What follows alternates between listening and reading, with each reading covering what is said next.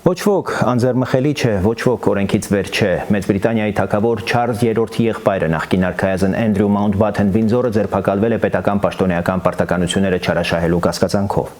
Թագավորը հրապարակային հայտարարությամբ նշել է, որ լուրն ընդունել է խորը մտահոգությամբ եւ ընդգծել, որ այժմ պետք է իրականացվի լիարժեք, արդար եւ պատշաճ իրավական գործընթաց իրավասու մարմինների կողմից, իսկ թագավորական ընտանիքը լիովին կաջակցի եւ կհամագործակցի քննության հետ։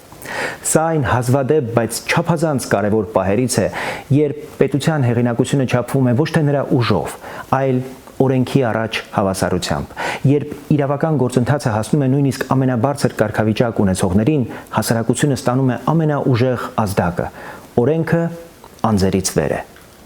Իրավունքի գերակայությունը հենց այսպիսի պահերին է դառնում իրական շոշափելի արժեք։ Սա է այն համաձայնությունը, որի շուրջ պետք է կառուցվի առողջ պետությունը։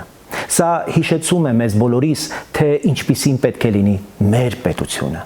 Պահանջենք օրենքի իրական գերակայություն առանց անձեռմխելիների, առանց բացառությունների, առանց երկակի չափանիշների։ Մարդը կարող է իրեն անվտանգ եւ ազատ զգալ միայն այն երկրում, որտեղ բոլորը հավասար են օրենքի առաջ։ Ուրեմն համազգային համաձայնություն միայն օրենքի շուրջ։